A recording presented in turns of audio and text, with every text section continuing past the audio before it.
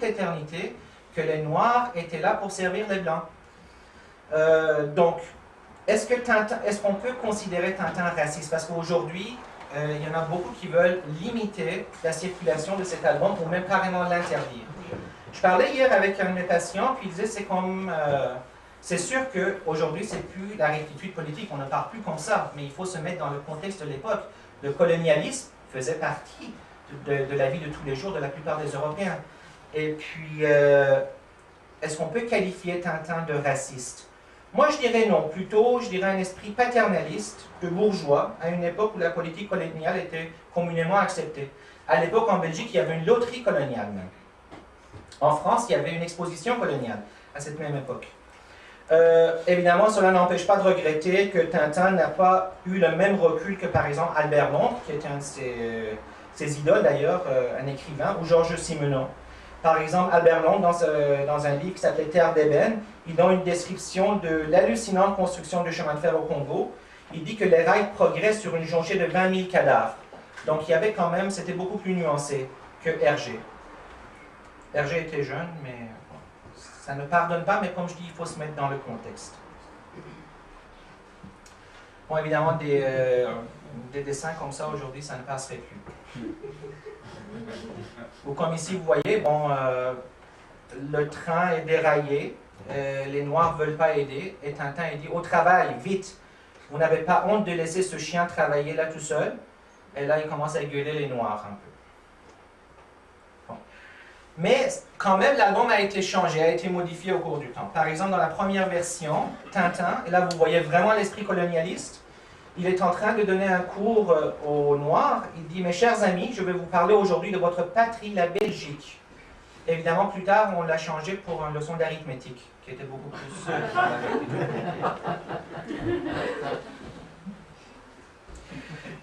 ou par exemple d'autres changements. Pour que l'album soit publié dans les pays scandinaves, bon, Tintin partait à la chasse. Et lorsqu'il ne réussit pas, que ses balles ricochaient par exemple sur le rhinocéros, alors il décide de mettre une dynamite et bang, le rhinocéros est détruit complètement. Et à ce moment-là, les pays scandinaves n'acceptaient pas ça. Ils disaient que bon, ça passe pas ces choses-là chez nous. Alors Hergé a dû changer quand même, et puis le rhinocéros, à un moment donné, se met à fuir. Bon. On arrive aux aventures de Tintin en Amérique. Et là, c'est vraiment ce que Hergé voulait faire depuis longtemps. Hergé voulait envoyer son héros en Amérique.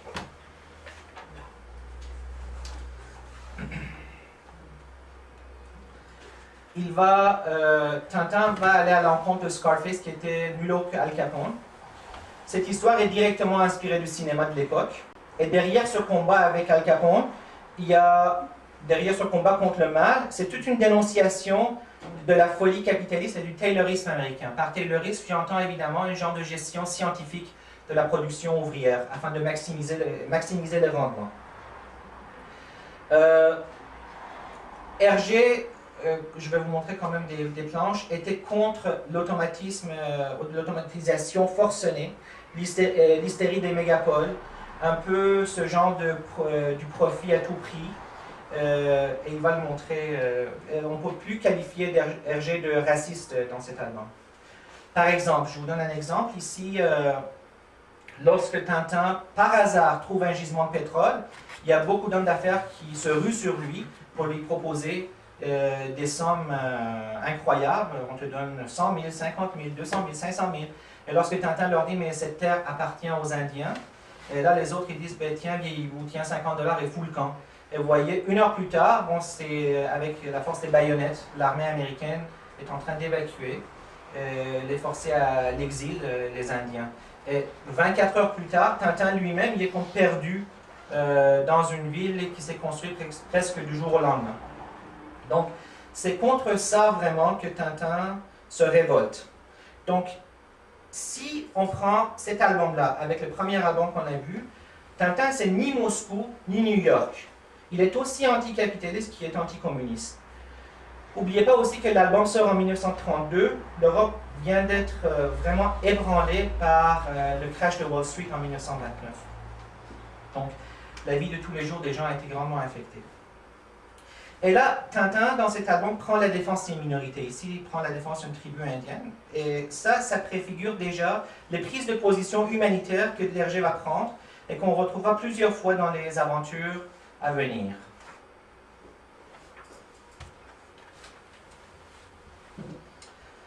Un autre album que je trouve quand même important de mentionner, c'est Les Cigares de Pharaon. Là encore, Tintin va combattre cette fois-ci des trafiquants de drogue. Il y a plusieurs personnages qui font leur entrée dans cet album. Par exemple, Rastapopoulos, qui est sous un couvert de cinématographe, c'est le chef des bandits, en fait. Les Dupont et Dupont. Deux inspecteurs de police, deux policiers, qui ne sont pas des jumeaux, parce qu'il y en a un dont le nom de famille s'écrit par T et l'autre par D, mais ces personnages-là sont quand même inspirés par le père et l'oncle d'Hergé. Au début, dans la première version de cet album, ils étaient appelés X33 et X33 bis. Après ça, il les a changés pour Dupont et Dupont. Dans cet album, première case, moi je trouve ça fantastique. C'est vraiment, ça fait penser à un roman de Borges un peu, c'est une invitation à un voyage. Et c'est ce qui va arriver dans toutes les aventures de Tintin. C'est une invitation à un voyage à travers le monde. Et comme vous allez voir, Tintin va partout.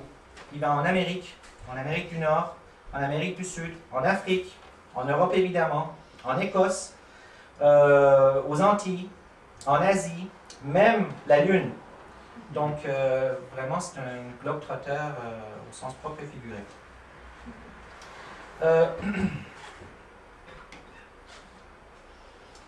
Je parlais tantôt des Dupont, juste peut-être un détail, c'est que dans la galerie des imbéciles qu'Hergé passe en revue, ces deux-là ont une place à part. C'est que quand ils se déguisent, ils finissent toujours par être mieux reconnus. Tout est doublement... tout est en double en fait chez les Dupont. Leur nullité, leur lapsus, leur platitude, tout en fait. Et ça, ce sont des détails importants parce que lorsqu'on va faire une psychanalyse de l'œuvre, vous allez voir pourquoi les Dupont retrouvent toute leur importance.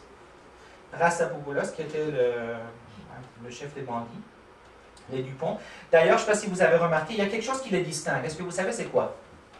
La moustache. C'est ça. Comment leur moustache pointe. Dupont avec T, en fait, les moustaches pointent vers le haut, tandis que l'autre, les moustaches pointent vers le bas. C'est ça. Ça, c'est le père et l'oncle d'Hergé, les personnages qui ont inspiré les Dupont. Vous voyez qu'ils s'habillent quand même de manière identique, plus ou moins. Et c'est ça, quand je parlais que lorsqu'ils se déguisent, par exemple, ils voulaient un peu se dissimuler à travers la population locale, mais ils sont en plus ridiculisés, ils sont singularisés un peu. Bon, on arrive à l'album Lotus Bleu. C'est à partir de Lotus Bleu que tout a changé pour Tintin.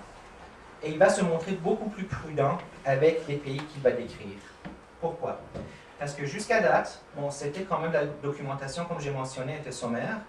Mais ici, il y avait un aumônier qui était responsable des étudiants chinois à l'Université de Bruxelles, qui contacte Hergé. Et pour ne pas massacrer encore une autre fois les cultures et les pays, il met en contact avec un jeune étudiant, Chang Chongzheng, qui est un étudiant en Beaux-Arts à Bruxelles. Ça devient une grande amitié. Là, vous voyez Chang ici avec Hergé, à l'époque. Et qu'il se retrouve plusieurs années plus tard, plusieurs décennies plus tard, à Bruxelles. Ça, évidemment, Chang est revenu en Chine, et puis il y a eu la révolution culturelle sous Mao, il ne pouvait pas sortir, il est devenu quand même un artiste assez connu. Des fois à la solde du régime maoïste, mais quand même. Après ça, après des années, ils se sont réunis à Bruxelles.